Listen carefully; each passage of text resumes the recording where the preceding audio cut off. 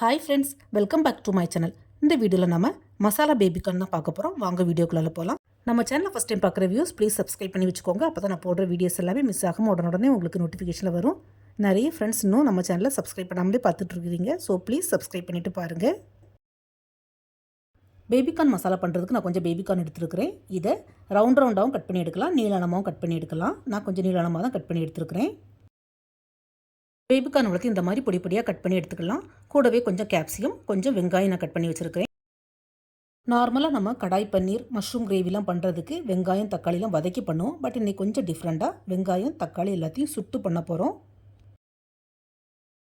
So case ஸ்டவ்வில் இந்த மாதிரி ஒரு ஜாலி வச்சுக்கலாம். அதில் ஒரு வெங்காயத்தை தோல் நீக்கிட்டு இந்த மாதிரி சைடில் கட் பண்ணிவிட்டு சுட்டு எடுத்துக்கலாம். இந்த மாதிரி வெங்காயத்தை கட் பண்ணிவிட்டு வச்சா சீக்கிரமாகவே வெந்துடும். அதுக்கப்புறமா ஒரு தக்காளியும் இதே மாதிரி சுட்டு எடுத்துக்கலாம். கூடவே 2-3 பல் பூண்டு, அதையும் தோலோடையே சுட்டு எடுத்துக்கலாம். வெங்காயம் தக்காளி பூண்டு எல்லாம் ஒரு சைடில் நல்லா சுட்டதும் திருப்பி விட்டுக்கலாம்.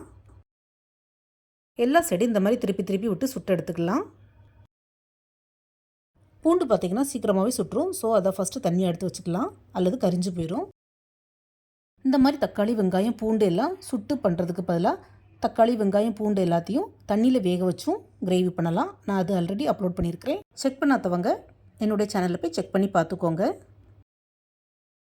அந்த கிரேவியோட டேஸ்ட்டும் சும்மா வேறு லெவலில் இருக்கும். இப்போ தக்காளி வெங்காயம் நல்லா சுட்டுடுச்சு. இதை தனியாக எடுத்து ஒரு பிளேட்டில் ஆற விட்டுக்கலாம். பூண்டு தக்காளி வெங்காயம் எல்லாம் நல்லா ஆறுனதுக்கப்புறமா இந்த மாதிரி கட் பண்ணி மிக்ஸி ஜாரில் சேர்த்துக்கலாம். ஆனால் எக்காரணத்தை கொண்டு கழுவிடக்கூடாது. தக்காளி வெங்காயத்தில் நம்ம கழுவிட்டோன்னா அதோட டேஸ்ட்டு போயிடும். ஸோ அப்படியே மிக்ஸி ஜாரில் சேர்த்துக்கலாம். தண்ணி எதுவும் சேர்க்காமல் இந்த மாதிரி ஃபைன் பேஸ்ட்டை அரைச்சி எடுத்துக்கலாம். இப்போ கேஸ் ஸ்டவ்வில் ஒரு கடாய் வச்சு அதில் கொஞ்சமாக எண்ணெய் ஊற்றிக்கலாம். எண்ணெய் சூடானதும் 2 துண்டு பட்டை, கொஞ்சமாக சீரகம் சேர்த்து பொரிய விட்டுக்கலாம்.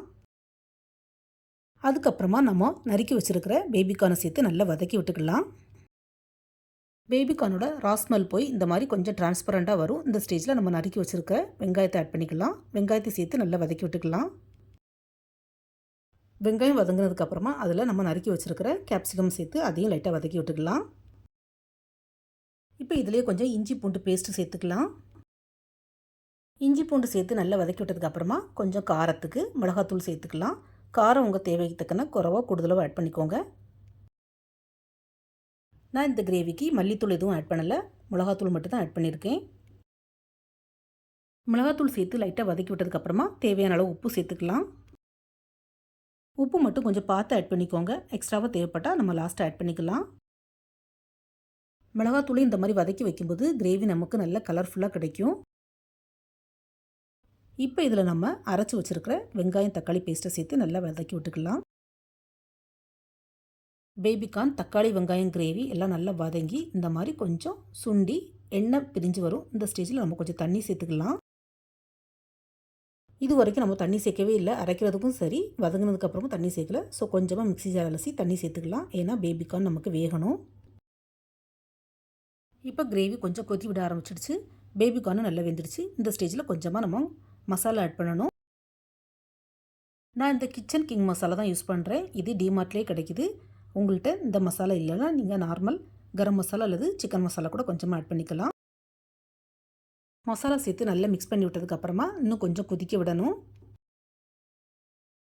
கிரேவி கொஞ்சம் திக் கன்சிஸ்டன்சி வந்து இந்த மாதிரி எண்ணெய் பிரிஞ்சு வரும். இந்த ஸ்டேஜில் கொஞ்சமாக பட்டர் ஆட் பண்ணிக்கலாம். பட் இது ஆப்ஷனல் தான். பட்டர் சேர்த்து பண்ணால் டேஸ்ட் இன்னும் நல்லாயிருக்கும்.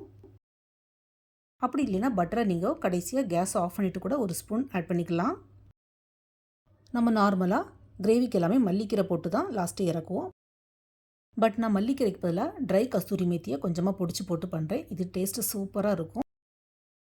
கஸ்தூரி மேத்தியை சேர்த்துட்டு கேஸ் ஆஃப் பண்ணிடலாம். அவ்வளோதான், சுட சுட கமகமன்னு பேபிகார்ன் கிரேவி சூப்பராக ரெடி ஆயிட்டு. ஃப்ரெண்ட்ஸ், இந்த பேபிகார்னுக்கு பதிலாக நீங்கள் மஷ்ரூம் அல்லது பன்னீர் போட்டும் இதே ப்ராசஸில் ட்ரை பண்ணலாம். அதுவும் செம்மையாக இருக்கும். இந்த பேபிகார்ன் கிரேவி சப்பாத்தி நான் எல்லாத்துக்குமே செம்ம காம்பினேஷனாக இருக்கும். நீங்களும் வீட்டில் இதே மாதிரி ட்ரை பண்ணி பாருங்கள் ஃப்ரெண்ட்ஸ். உங்களுக்கு இந்த கிரேவி எப்படி வந்தது பிடிச்சிருந்தாலும் உங்களுடைய ஃபீட்பேக்கை மறக்காமல் ஷேர் பண்ணுங்கள். இந்த வீடியோ பிடிச்சிருந்தா மறக்காமல் SRV கலக்கல்ஸை லைக், ஷேர் அண்ட் சப்ஸ்கிரைப் பண்ணுங்கள். தேங்க்ஸ் ஃபார் வாட்சிங். See you soon in the next video. Bye.